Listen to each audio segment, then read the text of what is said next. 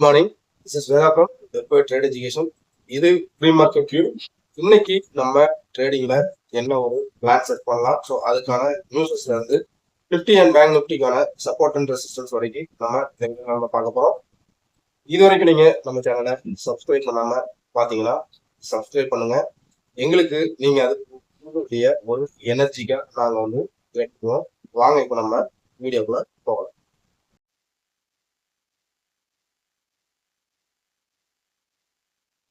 First வந்து fund flow பார்த்துடலாம். FII and DIS ரெண்டு பேருமே ஒரு பையிங் சென்டிமெண்ட்ல தான் நேற்று இருந்திருக்காங்க கிட்டத்தட்ட.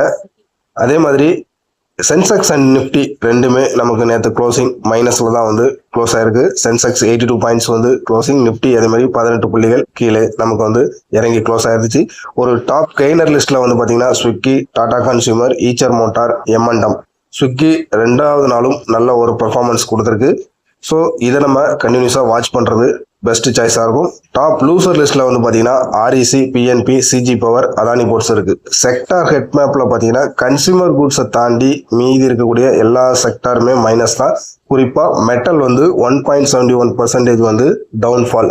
ருப்பி அதே மாதிரி பார்த்தீங்கன்னா யூஎஸ்டி ஐநார் 30 பைசா கீழே இறங்கி 86.73 க்ளோசிங் இருந்துச்சு. ஐடிடி சிமெண்டேஷன் இந்தியா வந்து ஒரு Kerala and Kolkata order deal வந்து 960 crore வின் பண்ணியிருக்காங்க. நெஸ்லே போர்டு மீட்டிங் வந்து ஜூன் 26 கன்சிடர் பண்ணியிருக்காங்க. அதே மாதிரி யுனைடெட் ஸ்பிரிட் வந்து பார்த்தீங்கன்னா என்ஏஓ உடைய ஸ்பிரிட்டோடைய டீலில் வந்து 130 கோடிக்கு எடுத்திருக்கு. முத்தூட் ஃபைனான்ஸ் வந்து நியூ ஹையை வந்து டச் பண்ணியிருக்கு. கிட்டத்தட்ட 32% வந்து அப்சைடு ஆர்பிஐயோடைய ரேட் கட்டுக்கு அப்புறமா. வாங்க இப்போ நிஃப்டி அண்ட் பேங்க் நிஃப்டியை டெக்னிக்கலாக பார்ப்போம். வந்து ஒரு ரீசெண்டான ஒரு ஹை அப்படின்னு பார்த்தீங்கன்னா ஜூன் 11 25,222 அப்படிங்கிற லெவல்ஸ்க்கு போயிட்டு அதுக்கப்புறமா ஒரு நல்ல ஒரு ஃபால் கிட்டத்தட்ட 24,473 வரைக்கும் ஒரு டவுன் கொடுத்துட்டு அன்னைக்கு க்ளோசிங் வந்து பார்த்தீங்கன்னா 24,718.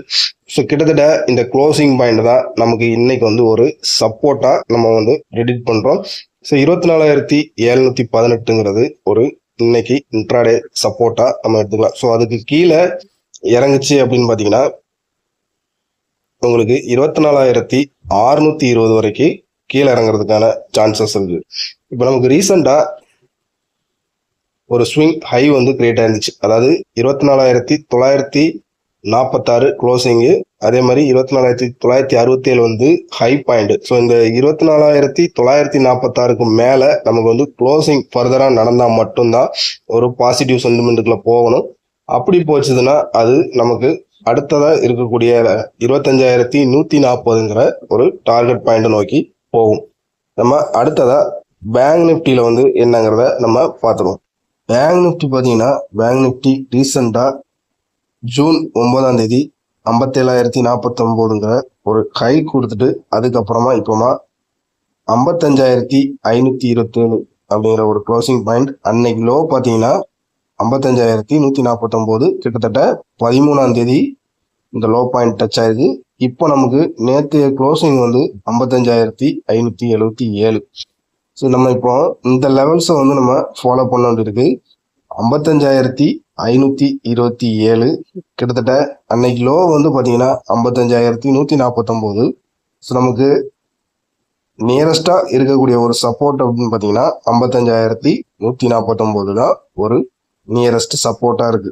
ஸோ அதை பிரேக் பண்ணிச்சுன்னா லாஸ்ட் மந்த் நமக்கு மேல வந்து என்னாச்சுன்னா 54,576ங்கிற ஒரு லோ டச் பண்ணிச்சு.